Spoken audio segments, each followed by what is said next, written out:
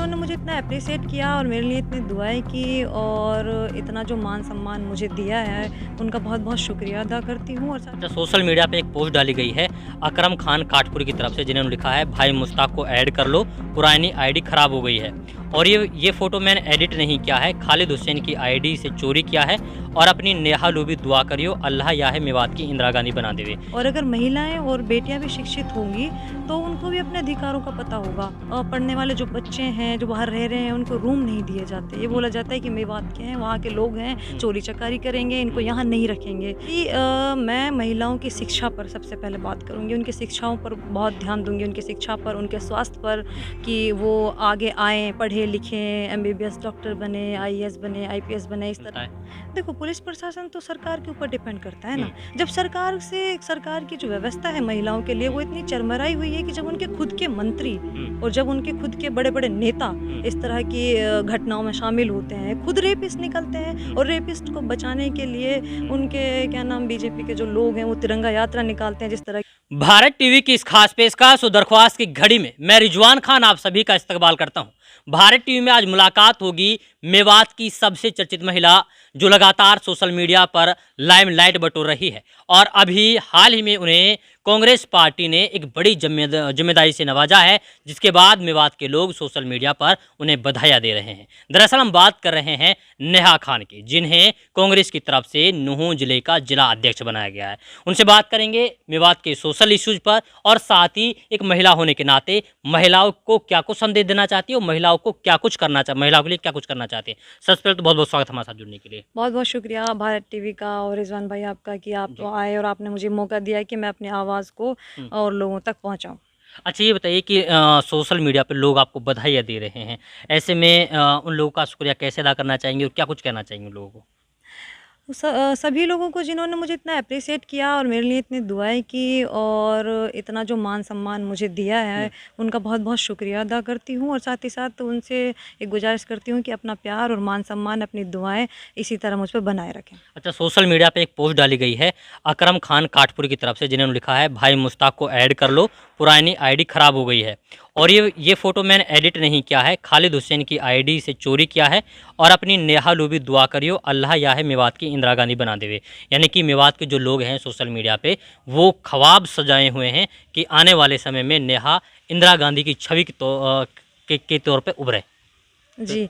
बहुत-बहुत शुक्रिया उन भाई का और अल्लाह उनकी ये दुआ कबूल करे। जी। मैं अपनी पूरी पूरी कोशिश करूँगी कि मैं उनकी उम्मीदों पर खरी उतर सकूँ। चलिए, अब सोशल इश्यूज पे बात करते हैं। अच्छा, ये बताइए कि क्या लगता है जो आजकल रोज़ाना खबरें आ रही हैं कि महिलाओं को मार दिया गया, दहेज के लिए प्रताड़ित किया गया, तो ऐसे में क्या लगता है कि महिलाएं खुद जहर खाती, कुछ लोग बोलते हैं कि भाई खुद मर जाती हैं, उसके बाद में दहेज का आरोप लगा दिया जाता है, तो इसको लेकर क्या कुछ आप लोग सोचती हैं?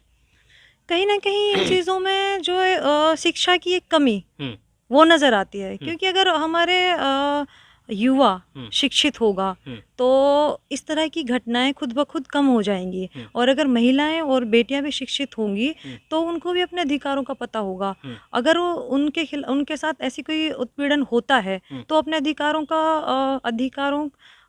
वो सही पालन कर हाँ, सकती हैं, सही पूरी जानकारी सही होगी उन पर। उपयोग करेंगी हुँ, उनका और अपने खिलाफ होने वाले इस तरह के उत्पीड़न के खिलाफ आवाज़ उठा पाएँगे। अच्छा, ये बताइए कि जिस तरीके से मेवात के युवा ओलेक्स काट रहे हैं या फिर लोगों को गुमराह कर रहे हैं या फिर यूँ कहीं आसान से शब्दों में टटलू काट रहे हैं, ऐसे लोगों को क्या संदेश है आपका और क्या कुछ कहना चाहती हैं? बहुत ही ज़्यादा अफ़सोस होता है कि जब हम जैसे युवा जी। बाहर जाते हैं, पढ़ते-लिखते हैं या जो जॉब कर रहे हैं, नौकरी कर रहे हैं और जब वहाँ पर हमें सुनने को मिलता है कि हमारे मेवात के बारे में कोई इतना गंदा-गंदा बोलता है और बहुत ज़्यादा शर्मिंदगी महसूस होती है। अच्छा, ये क्योंकि बताइए, हमारे मेवात को मेवा कहा जाता है, लेकिन इस तरीके की चीज़ें होंगी तो क्या वास्तव में मेवात को मेवा हो सकती है, मेवा बन सकती है? जी हमारी मेवात एक मेवा है, हुँ, ये तो है ही। हुँ, बुज़ुर्गों के मुँह से सुनते आ रहे हैं और हुँ, इतना प्यार सब लोगों का इतना प्यार है हमारे मेवात में, हुँ, एक-दूसरे समुदाय के प्रति सबको। इतना मिलजुल कर रहते हैं, और इस तरह की घटनाएं जब होती हैं तो बहुत ज़्यादा फ़र्क पड़ता है मेवात की छवि पर। और कि बाहर जब बच्चों को पढ़ने वाले जो बच्चे हैं जो बाहर रह रहे हैं उनको रूम नहीं दिए जाते, ये बोला जाता है कि मेवात के हैं, वहाँ के लोग हैं, चोरी चकारी करेंगे, इनको यहाँ नहीं रखेंगे। तो वो तो कर देते हैं जिनको ऐसा करना है, लेकिन उनकी वजह से पूरे मेवात को भुगतना पड़ता है, पूरा मेवात बदनाम होता है। तो कितना भारी नुकसान है हमारे मेवात की छवि के लिए। तो हमारे जैसे युवाओं को आगे आना चाहिए, और साथ ही साथ हमारे जो बड़े नेता हैं, हमारे उलेमा हैं, हमारे बड़े समाज सेवी हैं, हम सबको एक प्लेटफॉर्म पे आ करके जगह जगह जाना चाहिए, लोगों को समझाना चाहिए, और हमारे युवाओं को भी टीम तैयार करनी चाहिए कि हम अपने अपने गांव में ऐसी टीम तैयार कर कर कैंपेन चलाएं और लोगों को समझाएं कि इससे कितना नुकसान हो रहा है। और साथ ही साथ जो लोग ऐसा करते हैं टटलूबाजी और ये सब, तो उनका खुद का परिवार का नुकसान भी, आने वाली नस्लों पर क्या फ़र्क पड़ता है, क्योंकि बच्चे जो होते हैं वो अपने बड़ों से शिक्षा ग्रहण करते हैं, बहुत फ़र्क पड़ता है उनकी तरबियत पर। तो अगर वो ऐसा देखेंगे तो वो भी आगे ऐसे ही बनेंगे आगे जाके, और जो जैसा बुरा करेगा ऐसा भरेगा। कल को जब वो सलाखों के पीछे जाते हैं, उन पर कोई कार्रवाई होती है, तो उनके बच्चों का क्या होगा।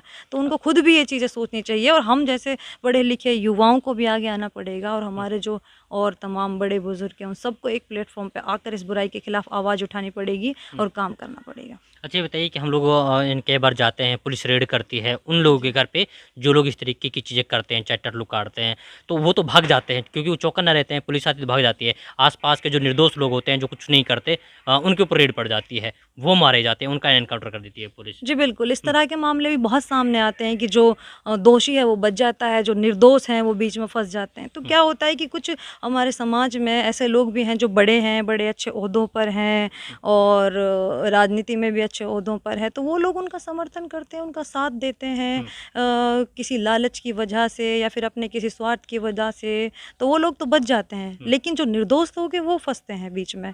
तो इस तरह के जो दलाल हैं, इस तरह के जो लोग हैं जो गलत लोगों का समर्थन करते हैं, उनको ऐसा बिल्कुल नहीं करना चाहिए।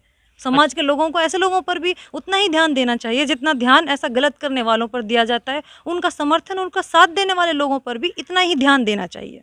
अच्छा, ये बताइए कि अगर आप राजनीति में आती हैं तो मेवात की महिलाओं को लेकर के आप किस तरीके से काम करेंगी, क्या कुछ करना चाहती हैं और क्या कुछ संदेश देना चाहती हैं? जी मैं महिलाओं की शिक्षा पर सबसे पहले बात करूँगी, उनकी शिक्षाओं पर बहुत ध्यान दूँगी, उनकी शिक्षा पर, उनके स्वास्थ्य पर, कि वो आगे आएँ, पढ़े लिखें, MBBS डॉक्टर बने, IAS बने, IPS बने। इस तरह की जो सरकार मतलब सरकार से जितना उनके लिए मुनाफा हो सकेगा, जो इस तरीके की ट्रेनिंग्स, जो इस तरह की कैंपेन, जो ये सब चीज़ें चलाई जा सकेंगी, पूरी कोशिश करेंगे कि उनके थ्रू कि उनकी शिक्षा में सुधार आए, उनके स्वास्थ्य में सुधार आए, इस तरह की। अच्छा, ये बताइए कि दिन प्रतिदिन हम लोग देखते हैं पूरे देश भर में छोटी-छोटी बच्चियों का रेप कर दिया जाता है, महिलाओं को अपना शिकार बना लिया जाता है। तो ऐसे में किस तरीके से कानून व्यवस्था सही तरीके से महिलाओं की इज़्ज़त आबरू को बचा सकती है? एक तरफ तो जहाँ सरकार बोलती है बेटी बचाओ, बेटी पढ़ाओ, दूसरी तरफ लगातार बेटियों का रेप हो रहा है, और जो पुलिस प्रशासन है वो बहरी बन के बैठ जाती है, कोई इंसाफ नहीं मिलता है। देखो, पुलिस प्रशासन तो सरकार के ऊपर डिपेंड करता है ना। जब सरकार की जो व्यवस्था है महिलाओं के लिए वो इतनी चरमराई हुई है कि जब उनके खुद के मंत्री और जब उनके खुद के बड़े बड़े नेता इस तरह की घटनाओं में शामिल होते हैं, खुद रेपिस्ट निकलते हैं, और रेपिस्ट को बचाने के लिए उनके क्या नाम बीजेपी के जो लोग हैं वो तिरंगा यात्रा निकालते हैं, जिस तरह की कठुआ में देखा गया। तो सरकार से उम्मीद रखना तो बेवकूफ़ी है कि सरकार से हम उम्मीद रखें कि वो महिलाओं के प्रति उनका कैसा नज़रिया है, ये तो तमाम जनता को पता है, पूरे देश को पता है। लेकिन भाजपा सरकार तो बोलती है कि महिलाओं के मान सम्मान में कोई खिलवाड़ नहीं किया जाएगा।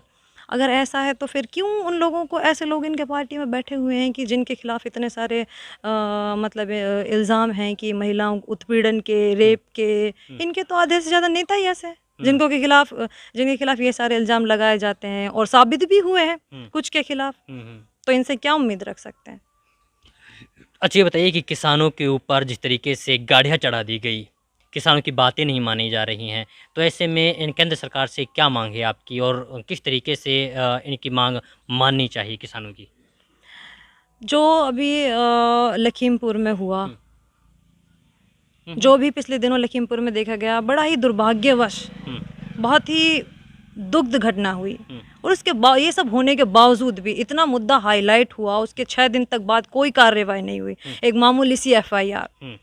तो सरकार बिल्कुल आंख मूंद कर बैठी है। उनको बिल्कुल इस चीज़ से कोई फ़र्क पड़ ही नहीं रहा कि लोकतंत्र में क्या सब कुछ हो रहा है, मतलब जनता में क्या हो रहा है, क्या करना चाहिए, क्या किस तरह का मैसेज जा रहा है जनता में, उनको इस चीज़ से कोई फ़र्क ही नहीं पड़ता।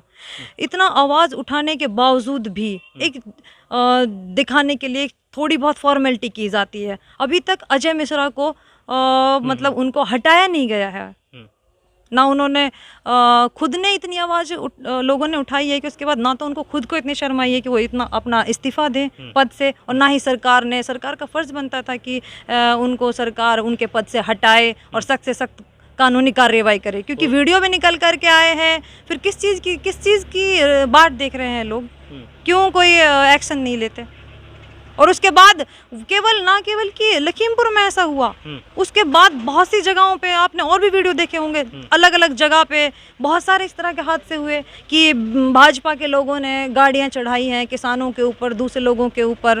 तो अगर सरकार इस तरह के जो भाजपा तो बोलते हैं हम किसान हितैषी हैं, नहीं, कहाँ के किसान हितैषी हैं? इतने दिन से किसान बैठे हैं किसानों के खिलाफ ये सब इस तरह के उल्टे सीधे बिल पास कर रहे हैं। जब किसान कह रहा है, किसान तो मानते नहीं उन्हें, अब उनका क्या है? वो तो कल को कहेंगे कि अब वो तो हर किसी का यही बोलते हैं कि ये किसान नहीं है जो CNRC के खिलाफ उठाता है, उनको भी गलत बताते हैं, ये तो सब पैसों में बैठे हैं। जो तो सरकार का विरोध करता है वो अच्छा उनको देश का नागरिक नहीं मानती जो है? सरकार का विरोध करता है, जो उनके बिल नहीं मानता है, जो उनकी बातें नहीं मानता है, उनकी जो नीति, उनकी पॉलिसी, उनके जो बिल का समर्थन नहीं करता है, वो सारे देशद्रोही हो जाते हैं। कोई पाकिस्तानी हो जाता है, कोई खालिस्तानी हो जाता है, वो सारे देशद्रोही हो जाते हैं। चलिए, ये थी हमारे साथ नेहा, जो कि यूथ आइकन है और लगातार मेवात के हित में काम करना चाहती है, और साथ ही जिस तरीके से कांग्रेस पार्टी ने एक बड़ी जिम्मेदारी से इन्हें नवाजा है, उसके बाद में जो मेवात के लोगों ने इन्हें बधाइयाँ दी, उनका इन्होंने तहे दिल से शुक्रिया अदा किया है।